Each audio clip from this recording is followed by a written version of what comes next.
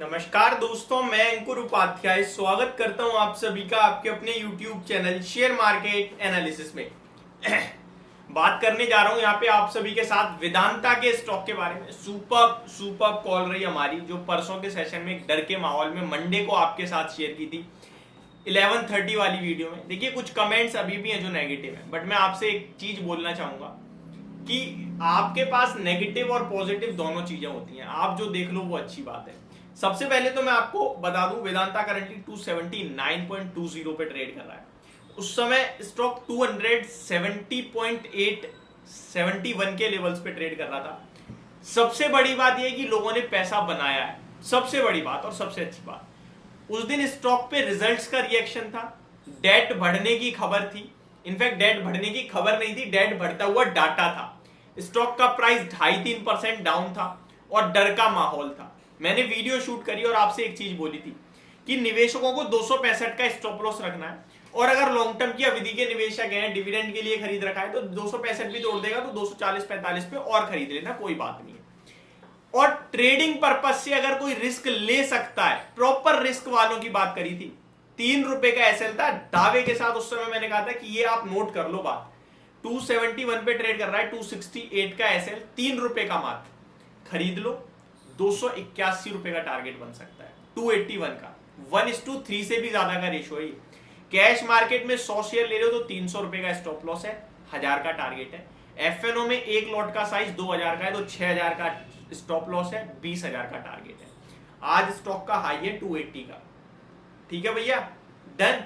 किसी ने एफएनओ में ट्रेड करा तो 18000 के मुनाफे में बैठा है, कैश में ट्रेड करा तो 900 रुपए के मुनाफे में बैठा है।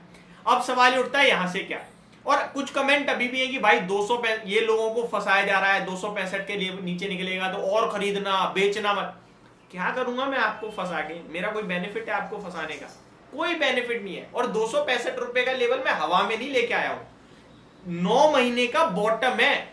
9 महीने में स्टॉक ने 265 ब्रेक नहीं करा, इसीलिए आपसे कहा खरीदने को।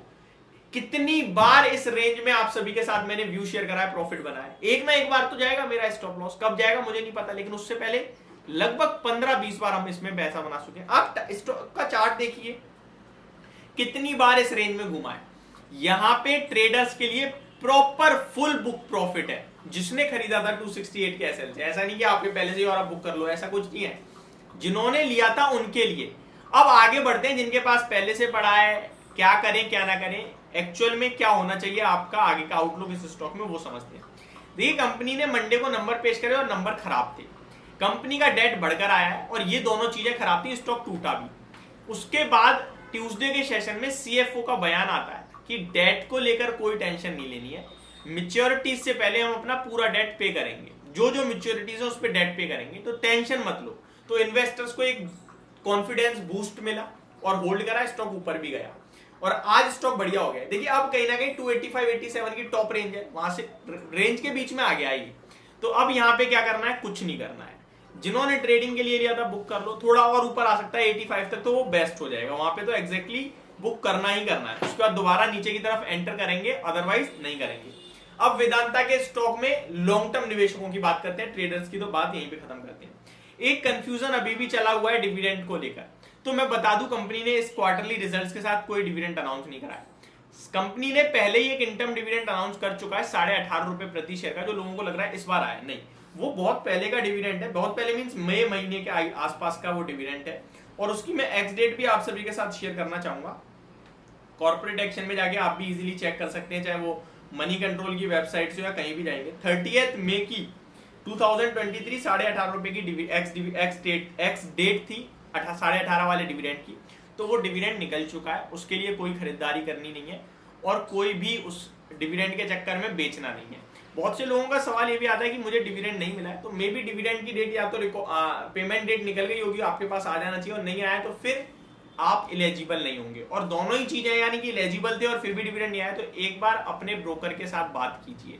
अब वेदांता के स्टॉक में लॉन्ग टर्म के हिसाब से मैंने आपके साथ जो ऑलरेडी व्यू शेयर कर दिया है कि यहाँ पे फ्रेश एंट्री नहीं लेनी है, ट्रेडर्स बुक करें प्रॉफिट, और लॉन्ग टर्म पर्पस के लिए खरीदना है तो डिप्स में लेंगे। 265 का स्ट्रिक्ट एसएल रखना है, उसके नीचे 255 रुपए तक के लक्ष्य दिखते हैं।